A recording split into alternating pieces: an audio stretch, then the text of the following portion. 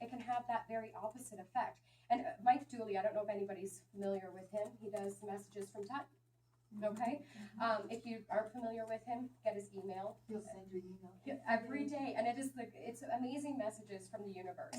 And in one of his books, I don't remember what it's called off the top of my head, he talks about how if you listen to a song that pumps you up, it will help you to manifest faster because you're getting in this place of joy.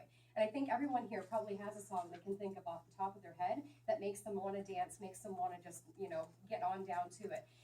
My song is Lose Control by Hedley. It doesn't matter where I am. Let's see. Whitney Houston, I want to dance with somebody. Okay. And so when that song came out, I started dancing to it, and I started thinking in my mind, what do I want to do in my business, in my personal life, etc.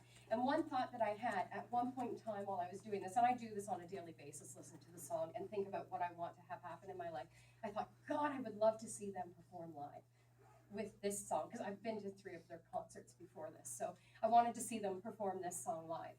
And about a month later, I had a client message me and say, I think you're a fan of Hedley, and I've got 2 extra tickets. Would you like them?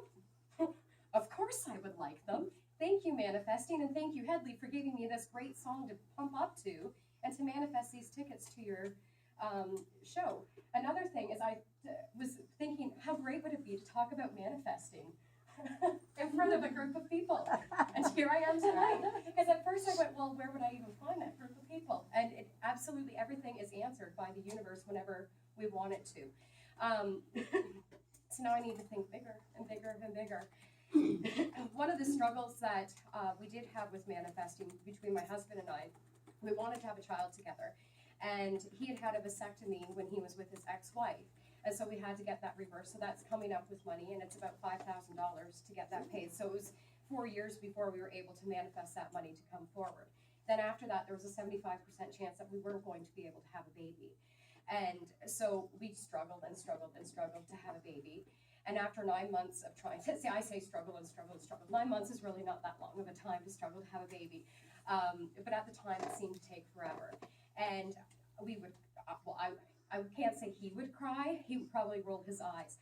I would cry that I wanted to have a baby. And I got frustrated. I was angry. And I was, why aren't you giving this to me? I thought I was aligning everything perfectly. And after one particularly frustrating moment, my guide said to me, you need to let this go. And I said, how can I let it go? This means so much to me. How do I let it go? And they said, just give it to God. Give it to the universe. Well, how do I do that? Just give it to them. So I said to my husband, we need to give this to the universe. I said, I don't really know how. And he goes, well, what part can't we do ourselves? And I said, well, we can't actually make the sperm go into the egg. That's what we can't seem to figure out this time. And he said, okay. So then we sat down and we decided, okay, we can have sex and we can make it fun. We can exercise, we can take vitamins, we can eat properly. What we cannot do is make that egg get connected with the sperm. We can't do that, so let's give that to the universe. So we made a contract with the universe. We said, this is what we'll do, this is what you need to do. Hopefully you hold up your end of the bargain. Put it out there, a month and a half later, we were pregnant. That little boy is now 4 years old, and I call him my master manifester, or the master manipulator, whatever way you want to look at it. Basically, what he says is what happens every single time. When he was 2, he had said that he wanted a bicycle. And I said, okay, well, maybe for your birthday. Now, he's the youngest of 7 children. So do I want to go out and buy him a brand new $200 tricycle for him to use for 3 months and then just give it off to some other child? I was like, no, I don't think so. If he's meant to have a tricycle, he'll have a tricycle. Odin, if you want to have a tricycle, you will have a tricycle. Well, I want one, Mom. 3 weeks later, we were driving down the road, and there was a tricycle in someone's garbage. So I slammed on my brakes, and I said to my husband, go grab that. He was like, seriously? Yes, go grab it. He went and grabbed it. It was a Thomas tricycle, which was Odin's absolute favorite character at the time, complete with a helmet. And I was like, okay, perfect. Just last month, I make bath bombs as well. And I had a lady who had ordered 40 bath bombs for her grandmother to give to the grandchildren for Christmas. And as I was making them, Odin said, can you make bath bombs for all of the kids in my class? And I'm thinking, no, sweetheart, it's right before Christmas. I can't keep up with the bath bomb orders I have now.